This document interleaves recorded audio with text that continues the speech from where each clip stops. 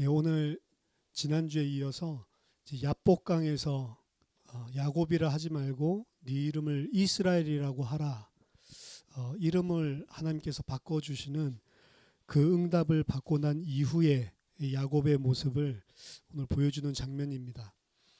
그가 야복강에 엎드려서 기도했었던 이유는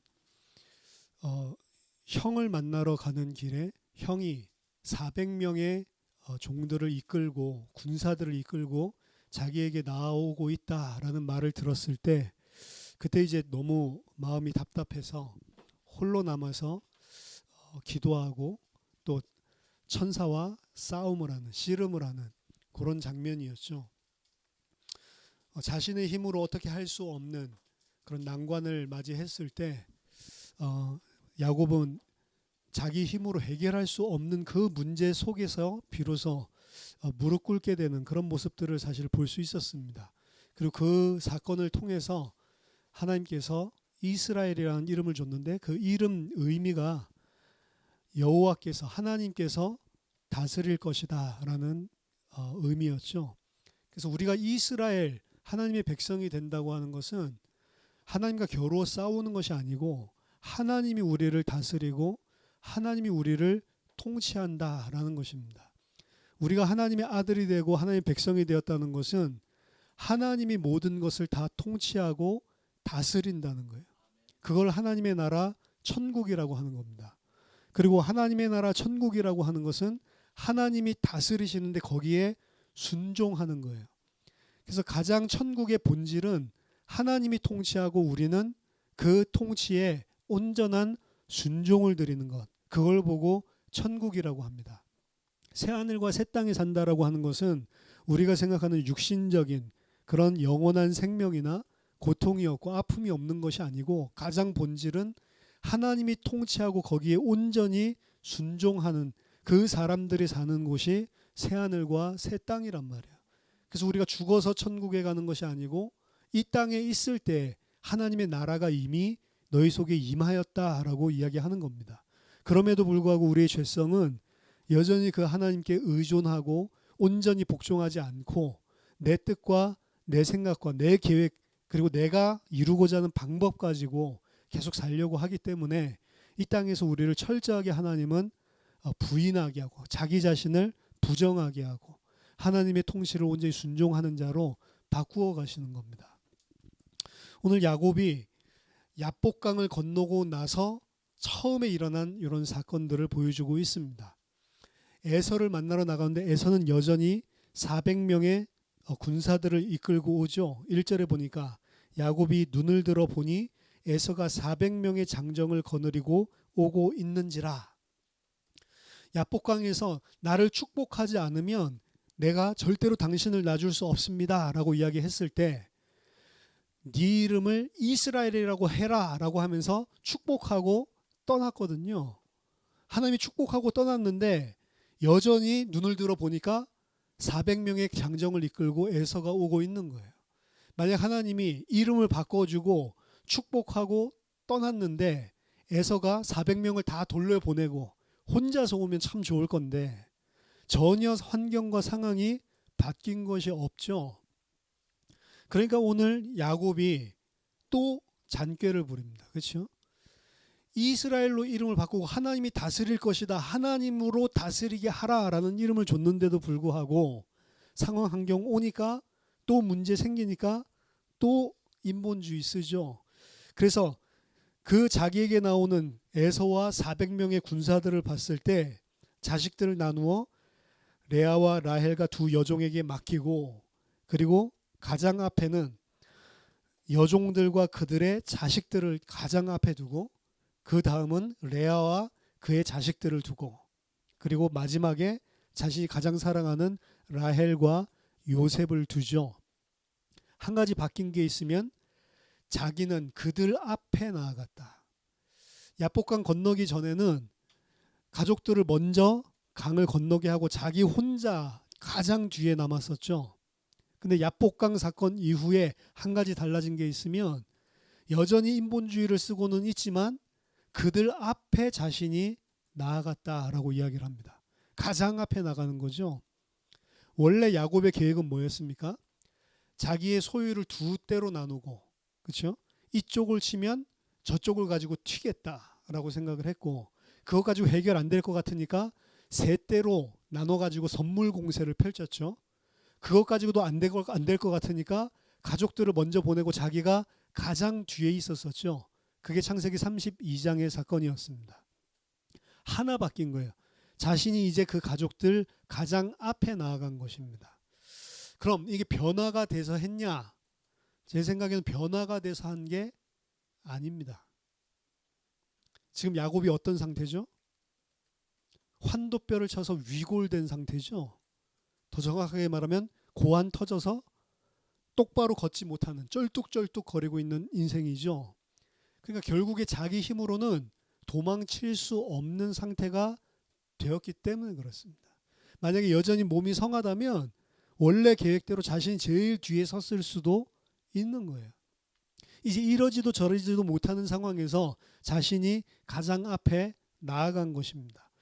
그리고 그들 앞에 나아가서 몸을 7번 땅에 굽히며 그의 형 에서에게로 가까이 가니, 에서를 만나서 7번 절한 게 아니고 에서가 저 멀리 보이는데 한 번 절하고 조금 가다가 또 한 번 절하고 조금 가다가 한 번 절하고 7번 만날 때까지 7번 절을 하면서 쩔뚝쩔뚝 거리면서 나아가고 있는 모습을 보여줍니다. 근데 한 가지 사건, 에서가 달려와서, 달려올 때 좀 두려웠겠죠. 에서가 막 자기를 보더니 막 뛰어오는 거예요. 아, 나 이제 죽었겠구나 생각을 했죠. 근데 달려와서 그를 맞이하여 안고 목을 어긋맞추어 그와 입 맞추고 서로 울었다. 극적인 반전이 일어나게 되는 거죠. 야곱이 환도뼈가 위골되고 나서, 더 쉽게 말하면 고자되고 나서 쩔뚝쩔뚝 거리면서 나아가는데 하나님을 여전히 신뢰하지 못하는 모습들을 오늘 본문에서는 보여주고 있습니다. 그가 그 앞에 나갔던 것은 어쩔 수 없어서 등 떠밀려서 사실은 그 앞에 있는 것이지, 그가 온전한 성화가 되었기 때문에 하나님을 의지하기 때문에 일어난 사건이 아니에요. 자기가 세웠던 전략들이 전부 다 무산됐기 때문에 그렇습니다. 뭘 보면 알 수 있냐? 배치해 놓은 걸 보면 알 수 있어요. 자기가 덜 사랑하는 그런 종자들과 그 아들들은 제일 앞에, 만약에 이 정말로 성화가 돼서 했다면 자기가 앞에 서고 그리고 뒤에 그 아내들과 자녀들을 두고 나아가면 되는 건데, 배치 자체를 가장 사랑하는 라헬과 요셉은 꽁무니에다가 빼놓고 너희들만이라도 살아라는 거죠. 여전히 야곱은 깨닫지 못하고 있는 겁니다. 이전에 라반이 추격전을 펼쳐서 쫓아왔을 때 창세기 31장에서 야곱은 사실은 길르앗까지 도망왔거든요. 길르앗이라고 하면 350마일 떨어진 곳이라고 했습니다. 하란으로부터 350마일 길을 도망쳐서 왔는데 라반이 사흘이 지난 뒤에 4일 동안 맹추격을 해서 야곱을 따라잡았거든요. 라반이 쫓아올 때는 문제 자체를 인식하지 못했어요. 오늘은 미리 문제를 인식했죠. 종들이 앞서 척후병같이 보냈더니 400명의 군사를 이끌고 에서가 나오고 있다라는 문제를 미리 인식했었죠. 근데 라반 사건에서는 그 문제 자체를 인식하지 못했습니다. 맹추격해서 쫓아와서 붙잡혔단 말이에요, 사실은. 만약에 야곱이 라반이 쫓아오는 것을 미리 알았더라면 어떻게 했을까요? 이미 그때에도 인본주의를 썼겠죠. 무슨 수를 써서라도 뭐를 갖다가 떼놓고 가더라도 자기는 살아남을 계책을 꾸몄겠죠. 근데 라반이 쫓아올 것을 전혀 몰랐기 때문에 이에 대해서 전혀 대비하지 못하다가 뒷덜미 잡힌 게 라반 추격전이거든요. 근데 그 라반의 문제가 어떻게 해결됐습니까? 야곱이 인본주의 있어서 해결됐습니까? 아니죠. 하나님이 야곱을 추격해서 잡는 그 전날 밤에 라반에게 나타나서 야곱에게 선악간에 말하지 말라라고 라반을 위협했기 때문에 하나님이 해결을 해주신 거잖아요. 내가 이 문제가 올 것을 알지도 못했는데 하나님은 그 문제를 미리 아시고 미리 하나님이 책임지고 해결해줬던 사건이 라반 사건이란 말이에요. 내가 인본주의를 써서 해결한 게 아니고 그때 깨달아야 될 것이, 라반 문제 잘 해결되는 것이 문제가 아니고 하나님이 나를 지키고 있구나. 여기에 모든 방점이, 응답의 방점이 찍혀져야 되는데 야곱은 어떻게 생각했냐면 자신이 의롭기 때문에 라반이 나에게 아무 말도 할 거 없다라고 착각을 했단 말이에요. 내가 당신 물건 훔친 게 어디 있습니까? 내가 무슨 당신의 드라빔을 훔쳤습니까? 난 그런 적 없다. 난 결백하다라고 이야기했죠. 근데 사실 결백했습니까? 라헬이 드라빔을 훔쳐왔거든요. 진짜 결백과 의로 하면 라반에게 그 자리에서 맞아 죽어야 되는 거예요, 사실은. 근데 하나님의 은혜로 그 사건이 무마되고 그 사건이 넘어갔단 말이에요. 근데 라반이 돌아가는 모습 보면서 사실은 야곱은 하나님의 은혜로 이것보다도 라반이 쓸데없이 내가 깨끗하게 자기의 물건을 훔쳐나온 적이 없는데 이렇게 쫓아왔다. 자기의 의를 거기에 방점을 맺었을 가능성이 훨씬 더 높단 말이에요.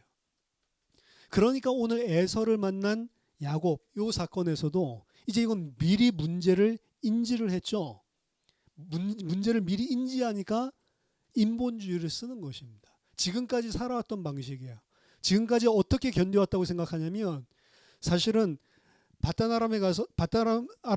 아람에 가서 20년을 지내면서 야곱이 살아남을 수 있었던 이유는 하나님이 그를 보호해 주시고 지켜주시고 인도했기 때문에 그가 무사할 수 있었던 것인데 야곱 생각은 내가 잔꾀를 잘 써서 내가 그래도 최선의 노력을 다해서 내가 안 되는 상황을 바꿔보려고 최선으로 애썼기 때문에 해결됐다라고 착각을 하고 있는 거예요.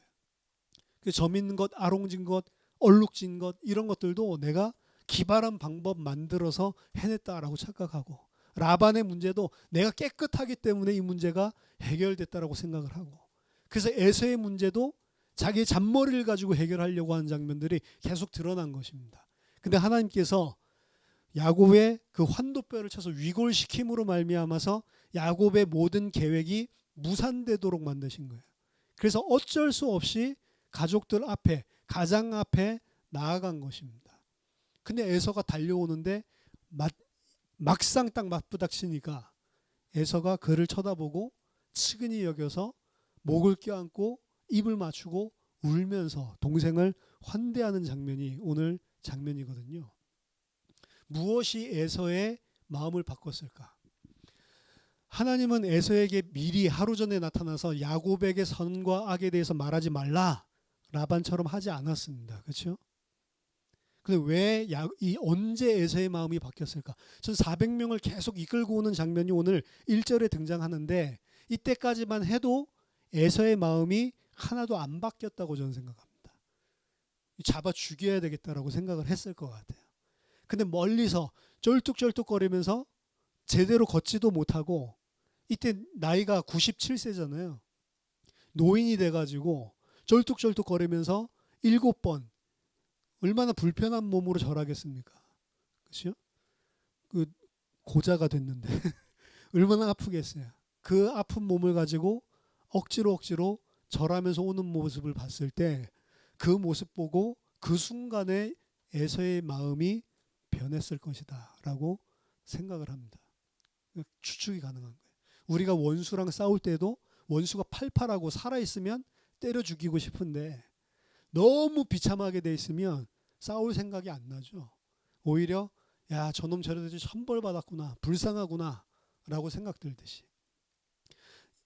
야곱이 만약에 건강한 모습으로 당당하게 내가 이 정도 선물 줬으면 됐지 이 정도면 해결됐겠지라는 모습으로 뻔뻔하게 나아갔으면 마음이 안 바뀌었을 건데 이거는 완전히 몸이 다 만신창이 된 상태로 돌아오고 있는 이 모습을 보고 그 순간에 그래서 야곱을 쳐서 위골시킨 것이기도 하지만 에서의 마음을 바꿀 수 있는 것도 하나님이 다 그 사건을 통해서 준비를 해놓으셨단 말이에요. 근데 야곱은 하나님이 다스릴 것이다. 하나님으로 하여금 다스리게 하라라고 하는 이름으로 바꿔줬는데도 불구하고 여전히 하나님이 다스리는 게 아니고 자기의 인본주의와 자기의 계책 그 앞에 나가는 것도 등 떠밀려서 나가는 거지 진짜 그 마음이 하나님으로 다스리게 해서 나가는 게 아니란 말이에요. 그 증거들이 그 뒤에도 등장을 하는 겁니다.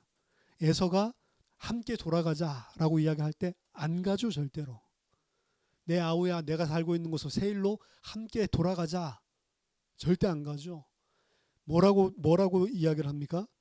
지금 이곳까지 내 자식들이 연약하고 13절에 내게 있는 양떼와 소가 새끼를 데리고 있은즉 하루만 지나치게 몰면 모든 떼가 죽을 것입니다. 말이 돼요? 지금 350마일 되는 거리를 일주일 만에 튀어온 그 사람입니다. 그렇죠? 하루에 7마일밖에 못 움직이는데 350마일을 일주일에 튀어온 사람이 함께 돌아가자라고 했더니 만약 하루만 더 이렇게 무리하게 움직이면 전부 다 죽게 될 것이다. 변명이죠. 말도 안 되는. 내심 뭐죠? 에서와 함께 가기 싫은 거죠. 왜 그럴까요? 하나님이 지금 에서의 마음을 바꿔놓으신 건데 하나님이 에서를 책임졌는데 야곱은 에서와 함께 가면 언제든지 변심할 수 있다. 아마 이런 가능성들을 보는 것 같습니다. 지금은 잠깐 마음이 저렇지만 에서가 나를 쳐서 죽일 거다라고 하는 그 두려움이 있는 거예요. 근데 에서는 순수한 마음에서 그 동생 보고 마음이 풀려가지고 함께 돌아가자 하는데 야곱은 계속 잔머리 씁니다. 그러니까 뭐라고 이야기죠? 내 군사들 중에 내 종들 중에 몇 사람을 너에게 줘서 내가 그럼 보호해 주겠다라고 이야기하니까 절대로 그리 마옵소서, 그리하지 마옵소서라고 이야기하죠. 왜 그러죠? 그러면 영락 없이 세일로 가서 에서와 함께 있어야 되니까. 그러니까 에서가 결국에는 그 설득돼서 에서는 세일로 돌아가고 16절에 17절 보니까 야곱은 숫곳에 이르러 자기를 위하여 뭘 지어요? 집을 짓고. 원래 집 짓고 산 적이 없었잖아요. 족장들 집 짓고 안 살았습니다. 전부 다 텐트 치고 장막 치고 살았거든요. 근데 집을 지었대요. 자기를 위해서. 그리고 가축을 위하여 아예 우리간을 짓고 그 땅 이름을 숫곳이라 하니라. 아예 거기에 자리를 잡아버린 거죠. 세일 갈 생각이 있습니까? 없습니까? 없습니다. 왜 세일 안 가죠? 갔다가 변심해서 맞아 죽을 수도 있다라고 생각했기 때문에. 하나님이 지켜주셨고 하나님이 에서의 마음을 변하게 하셨는데 야곱은 그 생각을 전혀 안 하고 있는 거예요. 사실은. 하나님이 나를 지켜주고 있구나. 하나님이 신실하시구나. 하나님이 정말로 나를 보호하시면 형의 마음도 저렇게 변화시킬 수 있구나. 하나님이 나랑 함께 하시면 아무것도 두려워할 게 없구나. 하나님이 나랑 함께 하시고 하나님이 다스리면 나는 그저 순종하고 그 안에 평안하면 되는구나 라고 생각하면 되잖아요. 근데 절대로 평안할 수가 없는 거죠. 문제를 닥쳤을 때 그 사람의 믿음이 나오는 것입니다. 내가 생각하는 대로 일들이 잘 풀릴 때 그 사람이 믿음을 가지고 있는지 안 가지고 있는지가 나오는 것이 아니고 내가 해결할 수 없는 문제, 내 생각대로 일들이 잘 풀리지 않을 때 그때 이 사람의 믿음이 나오는 거예요. 근데 내가 생각하는 대로 일들이 잘 풀리지 않는 일들은 왜 발생하냐? 하나님 입장에서 바꿔서 생각해 보세요. 모든 일들을 주관하시는 하나님인데 왜 나에게 사건과 문제를 허락하시냐? 왜 내 생각대로 잘 풀리는 거 싶은데 결국에는 꼬여가지고 일이 막히고 어려움이 오냐? 하나님은 나를 변화시키려는 관심이 있기 때문에 나를 드러나게 하시는 거예요. 사실은. 그래서 문제와 위기, 사건들이 생겼을 때 내가 진짜 믿음을 가지고 있는지 안 가지고 있는지 정말로 내가 하나님이 통치하고 다스리는 사실을 믿고 순종하는 사람인지 아닌지가 문제 속에서 드러나게 되는 것입니다. 그래서 하나님께서 준비하신 거예요. 에서를 준비하시고 에서를 통해 죽이려고 준비한 게 아니죠. 막상 야곱을 맞닥뜨렸을 때 하나님이 그 마음을 바꾸셔서 측은하게 동생을 측은하게 여기도록 바꾸신다면 그걸 통해서 죽이려는 게 아니고 야곱으로 하여금 깨닫게 하는 것인데 그 에서가 그 철천지 원수같이 생각하는 동생 앞에서 변화되는 모습을 보고도 하나님의 손길을 감지하지 못하는 거예요. 요행스럽게 다행스럽게 이 문제를 넘겼다라고 생각을 하거나 아니면 내가 참 이런 방법들을 잘 썼다라고 착각을 하는 거죠. 여러분, 우리에게 문제 오는 것도 하나님의 손길이고요. 그리고 그 문제를 해결하는 것도 하나님의 손길인데, 하나님은 그 문제를 주고 그 문제를 해결하는 데 관심이 없습니다. 그 문제 왜 줬습니까? 나에게 참 믿음 주기 위해서. 그 문제 왜 걷어갑니까? 날 죽이려는 문제가 아니고 나를 바꾸려는 게 하나님의 관심이었기 때문에 문제가 사라지는 거란 말이에요. 근데 야곱의 초점은 어디 있죠? 문제 자체에 있고, 그리고 그 문제가 사라지고 나면 하나님이 주려는 응답은 못 받는 거란 말이에요. 그게 홍해를 건넌 이스라엘 백성과 똑같은 거죠. 홍해라는 문제가 왔을 때 울부짖고 난리를 칩니다. 왜 하나님이 미리 홍해를 안 갈라나요? 이스라엘에게 너희가 지금 무엇을 믿고 있는지 이스라엘의 믿음을 드러내고, 너희들이 여호와를 온전히 의지하고 어린 양의 피로 너희들이 빠져나왔으면 다시는 애국 병사들이, 애국 군대가, 바로가 너를 어찌할 수 없는 하나님의 백성이 됐다라는 그 믿음, 언약을 심어주기 위해서 홍해를 허락하신 거잖아요. 하나님이 진짜 주려는 응답은 믿음이란 말이에요. 하나님이 통치하고 나를 다스리고 있고, 나는 죽든 살든 하나님을 의지하고 신뢰하고 믿음 속에서 살겠다. 그게 하나님이 주시려는 응답인데, 이스라엘 백성은 홍해 건넌 거를 응답으로 생각하고 안 죽은 거를 응답으로 생각한단 말이에요. 육신의 생명이 잠깐 안 죽을 수 있지만 이 믿음이 없으면 영원히 죽는 거거든요. 하나님은 영원한 생명을 주려는 거기에 관심이 있는데, 우리는 눈앞에 있는 문제 해결에 급급하고, 그 문제 해결되면 하나님이 살아계시다 하고, 또 문제 오면 하나님이 어디 있냐라고 하는 거죠. 그래서 반복적으로 우리에게 하나님께서 준비를 해놓으시는 겁니다. 에서를 준비하고 라반을 준비하고 하나님이 다 준비해 놓는 거예요. 요나를 보면 요나의 모든 관심은 자신이 선지자, 자신이 선민 이스라엘 백성, 거기에 모든 자기의 관심이 있단 말이에요. 하나님이 요나에게 말씀하시죠. 니누에로 가라. 원수 이방 국가에 가서 선포하라. 뭐라고 선포하라고 했습니까?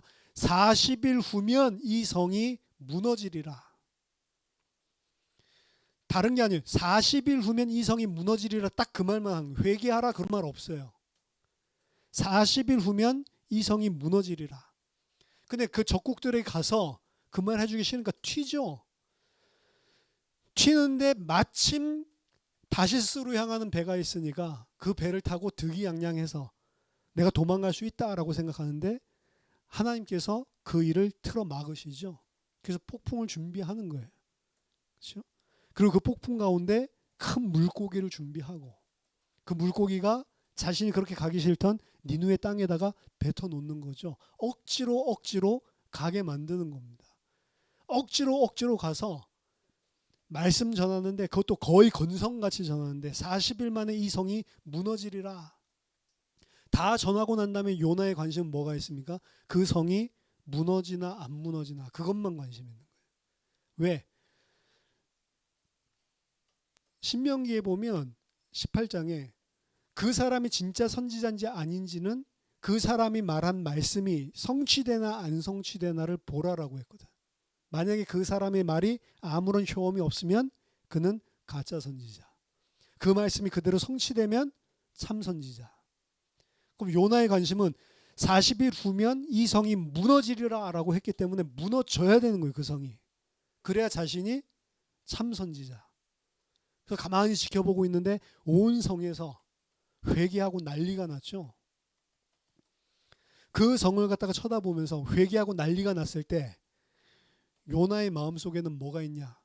저것들이 회개하더라도 저 성이 무너져야 내가 참 선지자란 말이에요. 근데 하나님은 미쁘시기 때문에 회개하면 어떻게 해요? 용서해 주실까 봐 그게 마음속에 두려운 거죠. 그래서 밖에 나가가지고 다 전했으면 빨리 돌아가야 되는데 안 돌아가고 뭐 쳐다보고 있어요? 40일 동안 무너지는지 안 무너지는지 그거 쳐다보고 있는 거예요. 햇볕이 따가워서 막 너무 힘들어할 때 하나님이 박농골 준비하시죠. 그 그늘에 있어가지고 이제 살겠네, 좋다. 하나님이 나를 위해서 이런 그늘을 예비하셨네. 하나님이 또다시 뭘 준비하시죠? 벌레를 준비해서 다 하룻밤 만에 시들게 만들죠. 그러니까 내가 죽는 게 낫겠다고 하나님께 막 삿대질하죠. 그리고 하나님께서 그 니누의 성을 마침내 안 무너뜨리고 용서해 주시는 걸 보면서 하나님께서 성내죠. 그게 요나였던 거예요. 요나를 위해서 하나님이 다 준비하세요. 폭풍을 준비하고, 요나를 위해서 큰 물고기 준비하고, 요나를 위해서 동풍을 준비하고 그 머리에 쬐게 만들고, 요나를 위해서 박넝쿨 준비하고, 벌레 준비하고. 그래서 뭘 깨닫게 해요? 하나님이 마음을 깨닫게 하는데, 하나님의 뜻을 깨닫게 하는데, 순종하는 자로 만들려고 하는데, 요나는 결국 끝까지 안 바뀌더란 말이에요. 사실은 하나님의 질문으로 요나서는 끝맺게 됩니다. 네가 심지도 않고 네가 기르지도 않은 이 박넝쿨 하나 때문에 그거 죽는 것을 이렇게 슬퍼하는데, 저 안에 좌우를 분간하지 못하는 그 백성들, 그리고 수많은 가축대들, 이들을 내가 아끼는 게 당연한 거 아니냐, 그들 당연히 살려야 되는 거 아니냐. 요나가 깨달았을까요? 요나는 이스라엘의 상징입니다. 못 깨닫는 거예요. 요나의 관심은 오직 뭐만 있어요? 내 의만 있는 거예요. 내가 선지자다. 나는 저 이방인들과 다른 선민, 하나님께 택함 받은 백성이다. 거기에만 모든 관심이 있지. 결국에는 하나님이 택해 준 것 은혜인데 그게 자기의 의가 되어버렸고, 하나님의 은혜로 불러주신 것들을 다 잊어버리고 나는 하나님 앞에 의인이다라고 착각을 하고 있는 거예요. 차라리 그 안에 있었던 죄를 그렇게 범하고 하나님 몰랐던 자들이 회개하고 돌아올 때 그들을 용서해 주셨을지 몰라도, 자기 의를 끝까지 내세우는 이스라엘은 하나님이 결국에는 치셨습니다. 그게 이제 바리새인들로 드러나는 거죠. 오늘 야곱을 위해서도 하나님께서 준비해 놓으신 사건이 이 400명의 군대와 에서란 말이에요. 하나님의 관심은 거기에서 에서가 기가 막히게 드라마틱하게 마음이 바뀌어서 야곱을 안 죽였다, 그게 아니에요. 이 사건을 통해서 배우기를 원하시는 거예요. 하나님으로 다스리게 해라. 하나님이 다스리고 하나님이 너에게 언약을 주셨고 하나님이 너를 신실하게 지키고 있으니까 너는 신뢰하고 믿어라. 그게 응답이란 말이에요. 근데 에서와 함께 돌아가자라고 하는 그 뒤의 사건을 보면 여전히 야곱은 하나님이 뭘 원하시는지 감도 잡지 못하죠. 그래서 아예 그 땅에다가 집을 짓고 가축 우리를 잡고 진을 치는 모습을 보여주고 있습니다. 여기 아직 가나안 땅 들어가기 전입니다. 야복강 건넜지만 아직 가나안 땅 들어가기 전이에요. 그 다음 장면 보면 이제 가나안 땅으로 들어가는데 세겜으로 들어가는 장면이 등장을 하는 겁니다. 이곳에다가 집을 치고 집을 짓고 아예 눌러 앉은 이런 야곱의 모습을 보여주고 있습니다. 사실은 이 사건에서 무사히 모든 문제가 다 해결됐으면, 형과의 문제가 다 해결됐으면 야곱은 곧바로 어디로 가야 돼요? 사실은 베델로 가야 돼요. 베델로. 자신이 하나님한테 그렇게 맹세했잖아요.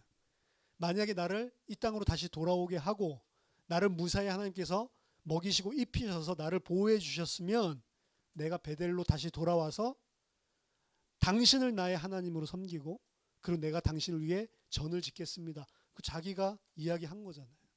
하나님이 다 해결해 주셨잖아요.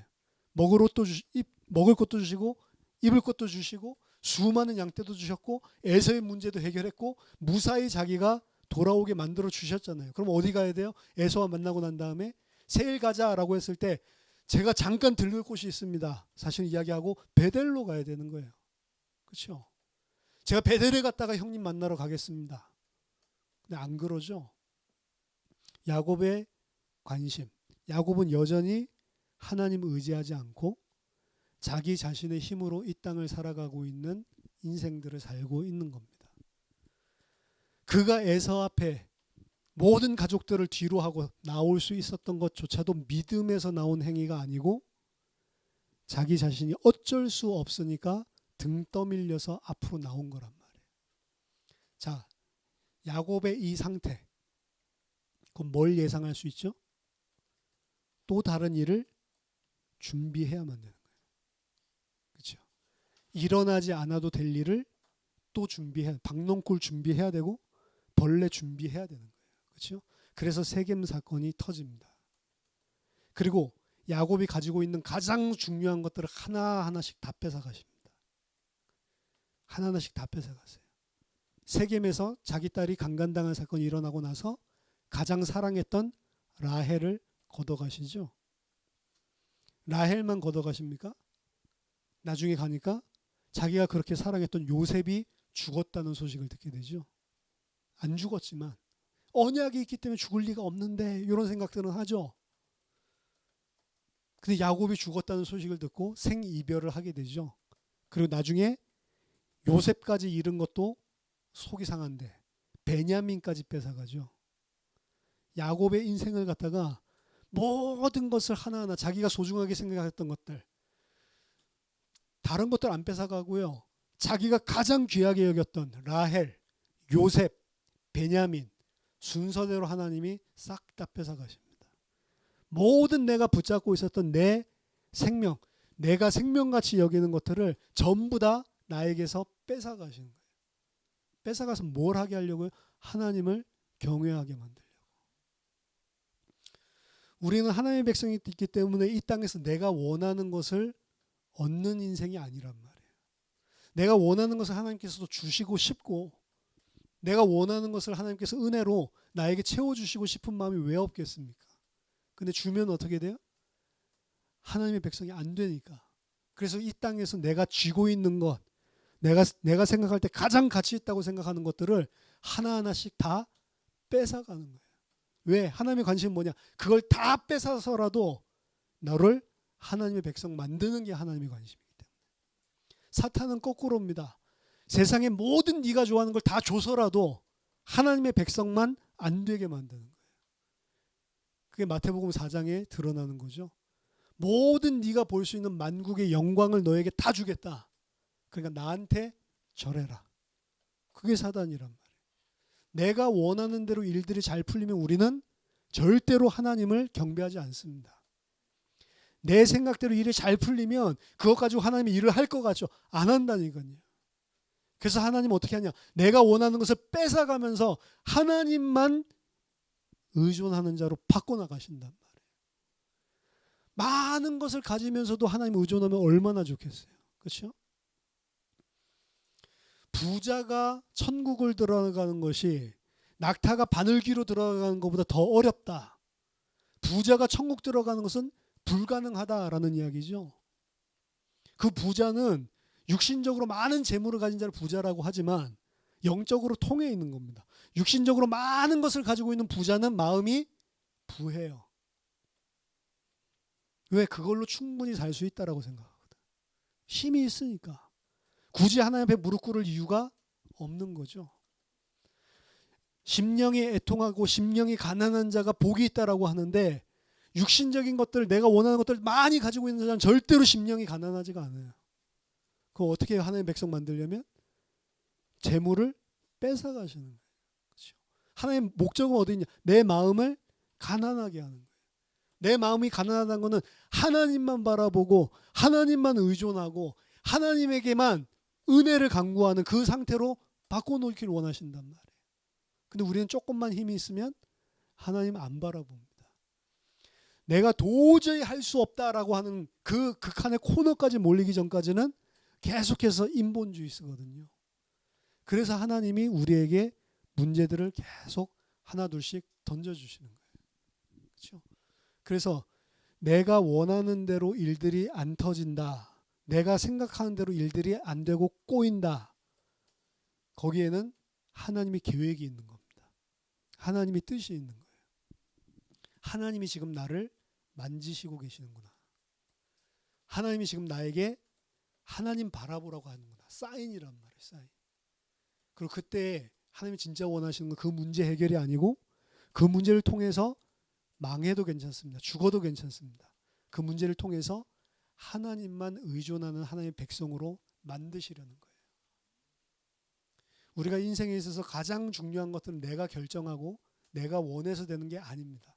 가장 중요한 일들은 사실은 뭐 내가 한국에 태어나고 싶어서 태어난 것도 아니고 남자로 태어나고 여자로 태어나고 싶어서 태어난 것도 아니고 내가 이 가정에 태어나고 싶어서 태어난 것도 아니고 내가 살아가는 데 있어서 가장 중요한 모든 결정, 선택의 순간들은 사실은 내가 선택한 게 아니고 그냥 주어지는 거예요. 하나님께서 왜 그것들을 주냐?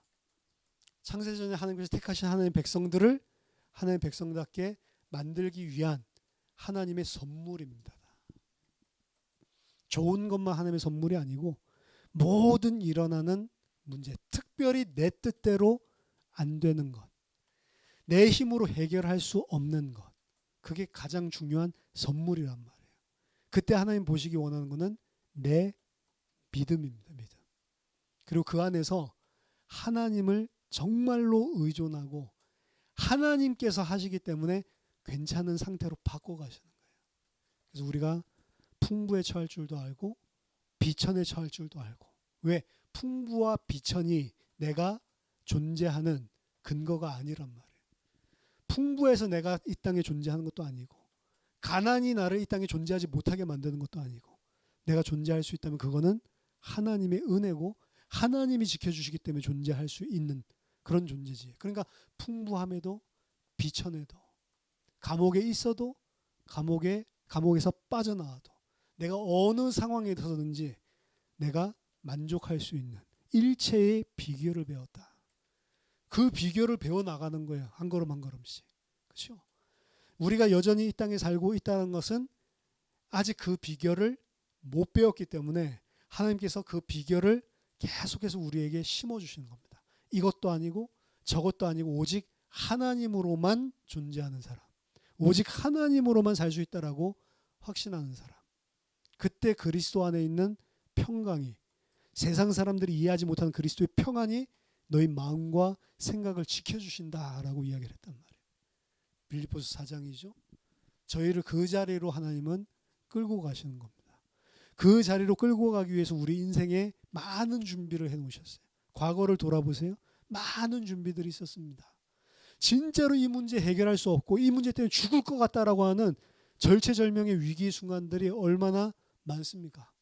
그것 때문에 잠도 못 자고 눈물 나고 힘들어서 죽을 것 같고 미칠 것 같고 자살할 것 같고 진짜로 이 문제만 해결되면 내가 좀 숨쉬고 살겠다라고 생각했었던 문제. 근데 그 문제 해결되고 나서 우리가 숨쉬고 살았습니까? 우리가 숨쉬고 살려면 하나님만 의존해야 되는데 우리는 그 문제 해결됐기 때문에 숨쉬고 살고 있기 때문에 또 동일한 문제들, 비슷한 문제들이 계속 찾아온단 말이에요. 그래서 야곱만 등 떠밀려서 가는 인생이 아니고 우리들도 등 떠밀려 가고 있단 말이에요. 계속해서. 고약한 내 자아, 하나님을 대적하여 일어난 원수 같은 내 자아를 하나님께서는 내 스스로 하나님 앞에 꺾고 복종하는 하나님의 백성으로 만들려는 거예요. 그러니까 이런 사건 저런 사건을 통해서 우리에게 계속 메시지를 주고 계시는데 우리의 관심은 그 문제 해결하는 겁니다. 이런 너의 성격들을 고치려고 하나님이 이런 사건 이런 사람들을 통해서 이런 지금 문제를 만들었어. 그럼 그렇게 깨달은 우리는 이 내 성격 이거를 고쳐야지. 고쳤을 때 그 문제가 좀 해결되는 것 같으면 그 문제 해결되는 거에 안도한단 말이에요. 내 성격 고치니까 이 문제가 해결되는구나 이렇게 생각한단 말이에요. 아니라니까요. 하나님 그 관심은 없습니다. 하나님만 의존하고 내가 가지고 있는 모든 것들을 나를 위해서가 아니고 하나님과 사람, 하나님 사랑, 이웃 사랑이라고 하는데 그걸 위해서 다 놓을 수 있냐? 예수님이 그 인생을 살고 하나님의 백성들은 그 발자취를 따라오게 만드는 겁니다. 그게 십자가 지고 사는 삶이에요. 야곱뿐만이 아니라 모든 하나님의 백성들은 등 떠밀려 가는 인생입니다. 등 떠밀려 가는 인생들이기 때문에 그 등 떠밀 때 하기 싫은 일이거든요. 등 떠민다는 소리는. 우리 복음성가 중에 나의 등 뒤에서 나를 도우시는 주. 그 얼마나 그거 부를 때 힘납니까? 내가 생각하는 그걸 잘 이루어지도록 나의 등 뒤에서 나를 딱딱 이 진짜로 든든한 백그라운드로 지켜주시는 주. 서울대 갈 수 있겠구나. 왜? 나의 등 뒤에서 나를 도와주시는 주. 아니고 나의 등 뒤에서 등 떠미는 주님이라니까. 그렇죠? 내가 싫어하는 그 길로. 근데 하나님이 생각할 때 영원히 하나님과 살 수 있는 진짜 축복, 그걸 주기 위해서 내가 싫어하는 대로 사지로 등을 떠미는 거예요. 사지로 밀려나야 나를 의지하지 않고 내 거 붙잡지 않고 하나님을 의지하고 하나님 뜻에 순종하는 자가 되니까. 그렇죠? 하나님께서 우리의 등 뒤에서 우리를 떠밀고 계십니다. 어디로? 의의 길로, 하나님의 백성으로 살 수 있도록. 근데 야곱은 등 떠밀려 가는 그 인생 중에 등 떠밀려서 베델로 가는 게 아니고 숲곳에서 집 짓고 지금 살고 있단 말이에요. 집을 지었다라는 표현은 굉장히 중요한 표현이에요. 아직 가나안 땅 아니라고 이야기했죠. 시편 1편에 보면 악인의 꾀를 쫓고 악인의 길에 서고 악인의 자리에 앉는다라고 이야기했죠. 쫓아가다가 섰다가 아예 그 자리에 주저앉아버리죠. 야곱이 지금 이런 겁니다. 하나님은 등 떠밀어서 계속 베델로 올라가도록 하는데 안 가는 거예요. 그리고 숲곳에 아예 주저앉아 있는 상태입니다. 왜죠? 하나님 의지하지 않고 내 환경 상황 문제 해결되면 그거 해결된 것을 응답으로 착각하고 있기 때문에 그렇습니다. 우리가 진짜 받아야 될 응답이 무엇인지를 알아야 돼요.